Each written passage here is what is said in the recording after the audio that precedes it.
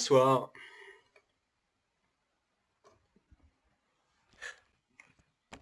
Question-réponse numéro 11 ou 12, je sais plus. Je vais répondre au fur et à mesure parce que la question est longue, mais la question est très, très bien posée. Merci beaucoup pour la façon dont vous avez posé la question parce que c'est divisé en plusieurs points. Donc pour moi, c'est plus facile, il y a plusieurs points. La question est très bien formulée. Merci. Alors, bonjour à tous. Au prime abord, je tiens à vous féliciter pour le travail sérieux que vous faites sur l'évangile du Christ et surtout vous remercier pour vos belles vidéos. Je suis un peu confuse quand vous dites qu'on est seulement sauvé par la foi, qu'on n'a rien à faire. Par contre, je suis d'accord que c'est un don de Dieu. Je répète, je relis. Donc d'abord, merci pour les encouragements que vous nous donnez. Hein. Merci, hein, on fait ce qu'on peut pour expliquer ces passages-là. Donc vous dites, je suis un peu confuse quand vous dites qu'on est seulement sauvé par la foi, qu'on n'a rien à faire. Par contre, je suis d'accord que c'est un don de Dieu. Donc c'est étrange parce qu'en fait, ces choses-là sont la même chose. C'est la même chose, le fait qu'on soit sauvé par la foi, qu'on n'a rien à faire. C'est exactement la même chose que de dire que c'est un don de Dieu. Il n'y a pas de différence entre ces deux choses-là. Être sauvé est un don de Dieu, c'est un cadeau de Dieu. Et donc, on n'a rien à faire, c'est la même chose. Un cadeau, par définition, quand on vous donne un cadeau, c'est que vous n'avez rien à faire pour le mériter. D'ailleurs, c'est la définition de la grâce. La définition de la grâce, c'est que c'est quelque chose que vous ne faites rien pour mériter. Une grâce est une faveur imméritée, une faveur non méritée. On peut regarder... elle est où? Ah. La Bible, elle était là. On l'a déjà regardé. On l'a déjà regardé de nombreuses fois. Mais on peut regarder Éphésiens chapitre 2, versets 8 et 9, qu'on a déjà vu plein de fois, mais on revoit là les mêmes choses. Éphésiens chapitre 2, versets 8 et 9. Car vous êtes sauvés par la grâce, par le moyen de la foi, et cela ne vient pas de vous, c'est le don de Dieu. Ce n'est point par les œuvres, afin que personne ne se glorifie. Donc là, dans ces deux versets, il dit, c'est par la foi, donc c'est par la grâce, par le moyen de la foi, pas de vous, c'est le don de Dieu. Vous faisiez la différence, vous disiez, ok d'accord, c'est pas de nous, ok d'accord, c'est par la foi, mais pas d'accord que c'est un don de Dieu.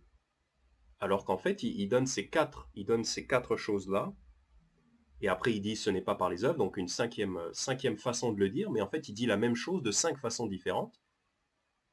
Dans ces deux versets-là, il dit la même chose de 5 façons différentes. Donc un don, c'est la même chose que de dire une grâce, c'est la même chose que de dire que ça vient pas de nous, donc c'est pas à cause des choses que nous on a fait, c'est la même chose que de dire que ce n'est pas par les œuvres. Et c'est la même chose que de dire que c'est par la foi. Donc tout ça c'est la même chose. Donc c'est étrange que vous fassiez cette différence, parce qu'en fait c'est la même chose. C'est vraiment ça ce qu'il faut comprendre. L'évangile est gratuit. On ne fait rien pour obtenir le pardon de ses péchés, pour aller au paradis. On n'a rien à faire, c'est totalement gratuit. Romains 3, 24, je rappelle, et qu'ils sont justifiés gratuitement par sa grâce, par la rédemption qui est dans le Christ Jésus. Donc, on a aussi un verset très célèbre, très efficace, très efficace pour prouver ça. C'est en Romains chapitre 4. Romains chapitre 4. Romains chapitre 4, verset 4. Or, le salaire de celui qui travaille est regardé non comme une grâce, mais comme une dette. Donc si vous travaillez pour obtenir quelque chose, ensuite quand vous recevrez cette chose, on ne dira pas c'est une grâce. On dira vous avez travaillé, donc l'autre, il avait une dette envers vous. L'autre, pour qui vous avez travaillé, il ne vous fait pas une grâce en vous donnant votre salaire. c'est une dette. Puisque vous avez travaillé pour lui, il vous doit ce salaire. Donc c'est soit on travaille pour, soit c'est une grâce. Ces deux choses-là ne peuvent pas aller ensemble. Verset 5, mais pour celui qui ne travaille point, mais qui croit en celui qui justifie l'impie, sa foi lui est imputée à justice.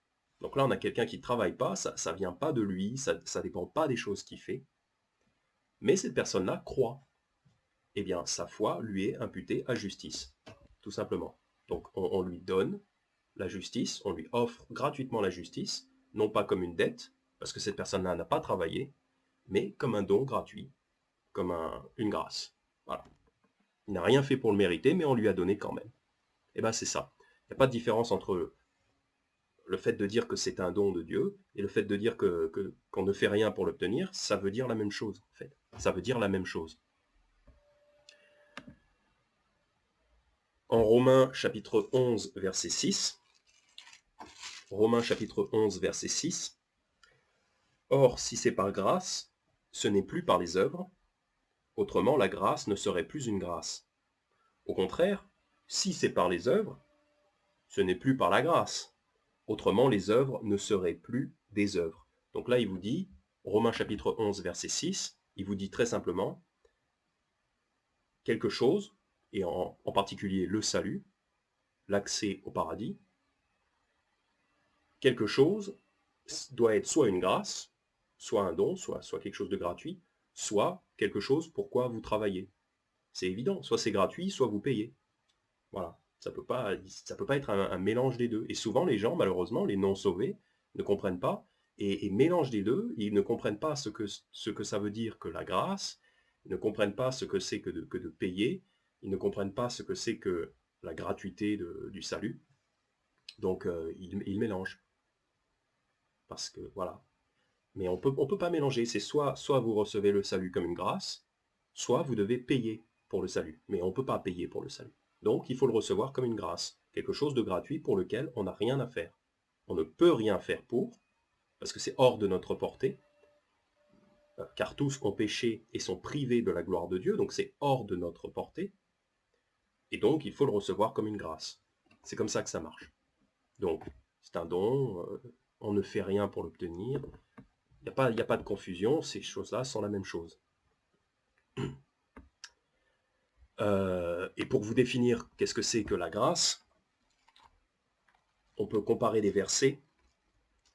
Actes chapitre 13, verset 34. Actes chapitre 13, verset 34, donc pour définir la grâce. Donc c'est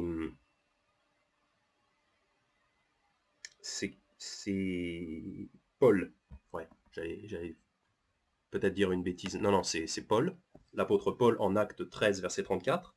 Il parle du Christ et il dit « Mais qu'il l'ait ressuscité des morts, de telle sorte qu'il ne retourne plus à la corruption.